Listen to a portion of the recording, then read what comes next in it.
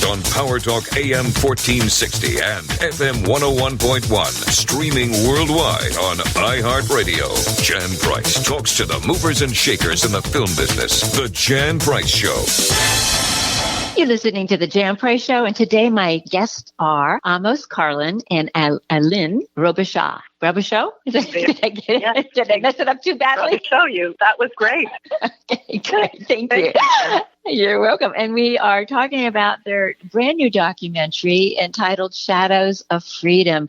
I have to tell you, this was a real eye-opening documentary. A very, very interesting movie. And I really want to dig deep into this. So our listeners know what we're talking about. Whoever wants to go first, Amos or Aline, tell us a little bit about what the premise of Shadows of Freedom is about. Amos, if you want to take this. Yeah, I'll take that. Sure. So it's a World War II documentary, and it recounts the story of almost 400 mostly Jewish, very young resistors based in Algiers who ended up being very helpful to the Allies in their plan to land in Algiers and retake North Africa from basically from the control of Germany. And so that's really the main focus of the movie. But we also do spend some time discussing this amazing mission operation by the Allies that's called Operation Torch, which was the first Allied success in World War II, the Allies being the U.S. and the UK. And we found that this is also a part of World War II history that is very under-regarded. So that kind of became a secondary focus of the film. And Aline, why do you think this is not that well known? Because this was the beginning of our progress, as I should say, of winning the war eventually. This is the very first battle that, when America, I think this is the first time America got involved, correct? That's correct. Indeed. Yes. It actually was, in our research, we found, which was really interesting, Churchill really wanted to woo Roosevelt into the war. And at that time, you may or may not know, or your viewers may or may not know, or your listeners rather, Roosevelt was in his own little conundrum at that time. And it wasn't well seen by his to go into World War II. It was in Europe. It wasn't about the United States. So Churchill was very instrumental, and I think he tried, almost for 3 years to kind of woo back and forth and bring Roosevelt into World War II. And their first mission was Mission Torch. And in terms of why it's so or not very well known, that does get discussed at the end of the film by quite a few of the people that we interviewed. But I think that the main takeaway that we got from what our research and what people had said was that the main reason why not many people know about it is because it was really it's a very complicated story, which Aline and I learned as we were making the movie, and we tried to make it as digestible as possible for the viewers. But ultimately, what happens in the story is that we're not, or the Allies are not fighting the Germans per se. They are, but the Germans are kind of in the background. They're actually fighting the French and the part of the French, or the parts of France that were collaborating with the Germans. So it doesn't make for the easiest story, and we don't really like the idea that we are fighting France, because ultimately we think of France as an ally, and that makes for a more complicated story. And for the most part, they were allies, except for when the Germans marched into Paris and took over a portion of France. Yes. And then this took place, this Operation Torch took place in North Africa. So talk a little bit about how these resistors, these freedom fighters, I guess we would call them, how they how they got involved with this and why. And because, as you said, there was only not even 400 of these Jewish French citizens, correct? Correct. That's correct. Well, this was, Amos, I'll let you kind of take it, and then I'll extrapolate from what you say. Sure. I can start with that. So the resistors were, as you said, they were mostly quite young, and they were mostly Jewish. And ultimately, I think that those are actually the two reasons why they ultimately did get involved, because these were people that were really, they understood that they were fighting for their lives, because at that time they knew what was happening to the Jews in Europe, and they knew that this fate was going to await them if things didn't change soon. And because they were young, mostly students, they found themselves, as soon as the situation changed in North Africa, and this is obviously, I'm trying to make this quite complicated story again, as simple as possible. But, once they realized that the situation had changed, or once the situation did change, they were all kicked out of school. As Jews, they were told you can't go to school anymore. So these were young people who saw that their future could be really bleak, and they didn't really have much of a future not going to school. So, really, I think a lot of them kind of looked at it and said, we don't really have a choice. We need to somehow get involved. And maybe Aline can speak to how they ended up coming across this opportunity together, where they could actually help. Yeah. Well, it all actually, which is really interesting, is they created small little pods of resistors. They didn't want, and no one, let's call them 4 or 5 people, would get together secretly over the course of 2 years, and they were asked to do various things secretly. Algiers at that time, in 1942, was a very small city. So everybody knew everyone else's business. So that's why it was really important for them to be as secretive as possible and not know how many resistors were actually going to arrive that night of November 8th, 1942. The French brought a couple of, it's really truly kind of like your spy stories. You had the French that came in, one being Henri d'Astier de la Vigerie. His brothers were actually part of the paper that still exists, Libération, in France. And he was a royalist, but didn't like what was happening to his country. So that's why he came on board as one of the main chiefs of this operation, undercover, of course. Amos, do you want to add to the intrigue? Sure. Yeah, I mean, without giving too much away, but essentially it was Henri d'Astier who found himself in Algiers because he was no longer welcome in France under Vichy, and he didn't want to be a part of that regime. So he found himself there, and he had the idea of mounting a resistance from Algiers, and he somehow came into contact with this Jewish resistance movement.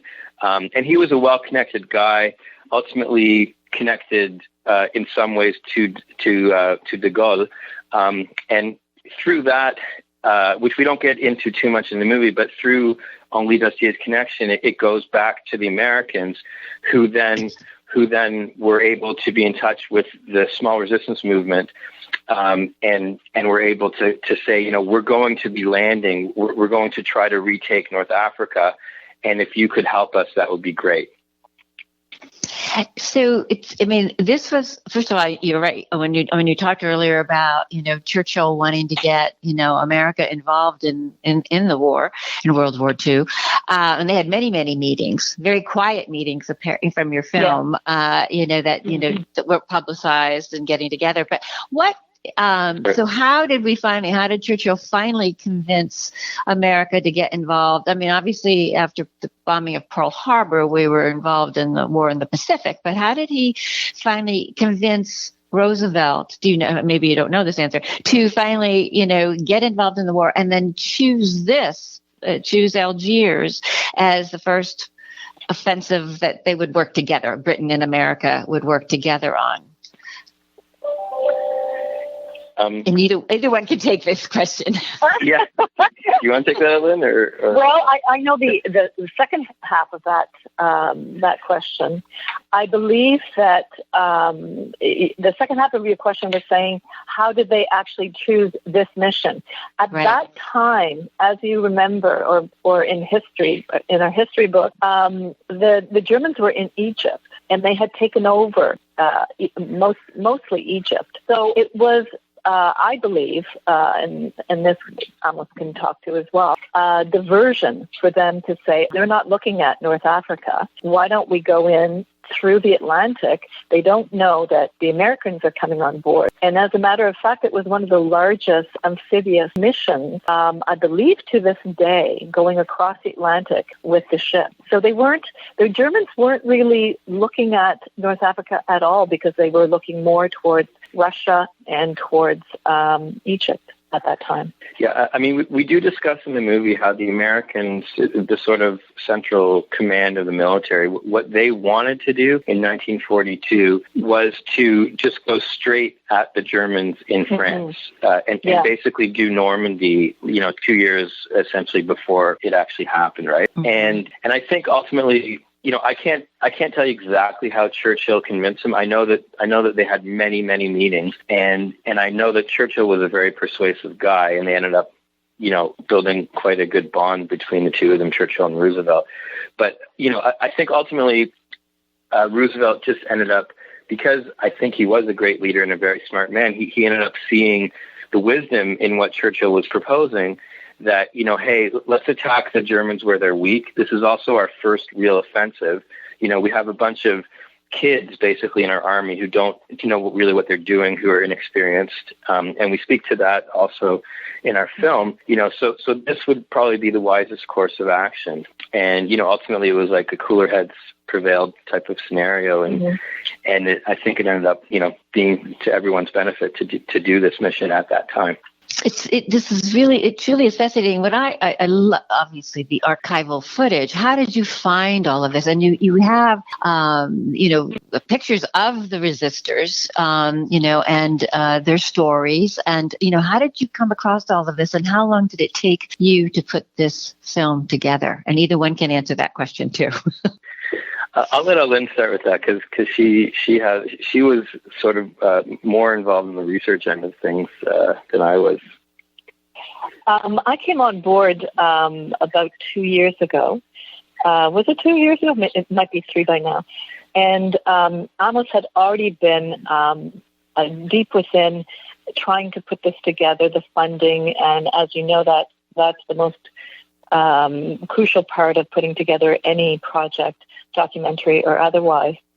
When I came on board, there was some research already done. However, not really a lot of archival. And when we decided, okay, this is the course of these are the essential pieces that we need to piece together the documentary, I kind of went online and delved into where can we get archival footage. It was all about kind of going down the rabbit hole, following one lead and going into it and going down and finding great footage in France and in the UK.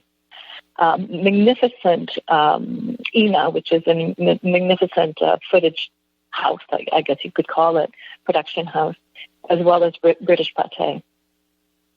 Yeah, and when it was Lynn who managed to find this archival footage that you referenced, Jan, of the resistors themselves, which was shot in 1972 on the 30-year anniversary of the mission. It was some kind of special or documentary that was aired on French television in the early 70s. And when Aline came across that, footage, it really, really opened up the film for us. It really kind of gave us a focal point, because we actually didn't know that existed, and we were dying to find something exactly like that. And then to actually find the resistors themselves speaking on camera, and sort of close to the time of the war. Obviously 30 years is quite a bit of time, but better than having footage from the 90s or the 2000s. That was a real find for us, and we felt that it really helped to tie the film together. So it sort of gave a voice of the resistors that we could not, because they were mostly all deceased, we did not have access to. Yep. It's just amazing. And then the archival footage is it's breathtaking, and because so much had been filmed of this operation. And that's what, to have that, it was just also fascinating. Anything to do with World War II and even World War I, I'm totally enthralled with. I think a lot of us are, it's a piece of our history that we'll obviously never forget. But this particular offensive was one that's just not that well known. So I did read in the research of this that Professor Sarah Carlen, is that any relation to you, Amos? Yeah, she's actually my mother. Yes. Okay, that's it. So she is the one. That's what I thought, was the one who found this piece of history. So tell us a little bit about that, and then out of the fact that your mom had found this, that you decided as a documentary filmmaker to proceed forward to make this film. Yeah, it's a great story. So my mother, Professor Sarah Carlen, so she's a very well-regarded academic, and her area of specialty is the history of North African Jews. And she came across this book that we reference in the movie in a small bookstore in Jerusalem, just kind of randomly one day. This is about 8 or 9 years ago. And so she found this book recounting this resistance movement in Algiers, and she read it, and she couldn't believe that she had never heard about the story. It's also worth mentioning that she was born in Tunisia, and she lived in Tunisia, which borders on Algeria in North Africa. And she was very, very young during the war, but she lived there. And ultimately, she was, a positive recipient, let's say, of this operation, because she has memories of her father being forced to wear a Jewish star and helping to build concentration camps in Tunisia, right? So, clearly, if this operation hadn't have happened, when it happened and wasn't successful, it's a good chance she wouldn't have made it, and I wouldn't be here either, right? So it started to become a personal story for me as well. And so she approached me and she said, someone has to make a movie about this. And she was thinking initially like a fictional type of treatment. And, I realized that would cost an arm and a leg and would take a very, very long time to put together. So, I told her that I thought it was a great story, but we'd probably have an easier time turning it into a documentary, which ultimately also took a long time, but clearly it would have taken a lot longer if it was a fictional movie, because the amount of money we had to raise was about, easily 1/50th or something of what we would have had to raise for fictional treatment. Do you think after this movie that somebody might pick this up and try to do a fictional version of it, a movie production of it, turn it into, That's our dream. That's yeah, we've actually been talking about it. Aline and I have talked about that ourselves, about possibly putting together a treatment for, because I think at this point we're probably one of the experts on this subject in the world, because there's so few, and we examine so many different angles of it. So it might be an interesting future endeavor for us. Indeed. I think so. There's so much to this documentary and to the story, about Operation Torch, that I think it just begs to be made by a Hollywood studio with, and because I think it would just be, it's just a great story. Sometimes, documentaries don't always translate well into a feature film, but this one certainly would translate. Definitely would. Yeah. Yes. We'd like to think so. Yeah, I definitely think so. Where has this film been shown, and where can people see it? So right now, obviously, because of the current world situation, it's not available in theaters. but it is available in North America by VOD. So basically all your favorite platforms, currently only available for rent. But that would be like iTunes, Google Play, Amazon, YouTube, Hulu, Microsoft Xbox, I believe. Those would be the main ones. So that would be your easiest way to find it. We have a website. It's just Shadows Freedom, so just shadowsfreedom.com, and all the information is there if you do want to view it. Oh, great. Because we want, after this discussion, I'm sure there'll be lots of interest in wanting to see this documentary. You also, go ahead. No, I said hopefully there will be a lot of it. Yeah. Yes. Yeah. Amos, you also are the composer of the music in this film, and I just thought the music was just stunning, and it really was. To talk a little bit about that process for you too, because you are predominantly a composer, correct? The work you've done a lot is in composing music. Yeah, that is correct. Thank you very much. Yeah. So I've done a few film soundtracks before. I've actually never done a full-length documentary. So it was, I could spend hours talking about this, but it was definitely challenging, because I think what I learned in doing music for a documentary is that you don't really have the dramatic cues that you do with fictional movies, right? So and a lot of our movie is interviews and narration, as are most documentaries. So you're trying to compose music that helps propel the story forward, helps to keep the viewers engaged, but also doesn't just distract the viewers from what's being said. So I think in terms of the emotional content that I tried to achieve, that was certainly the biggest challenge in doing that. And in terms of the kind of musical,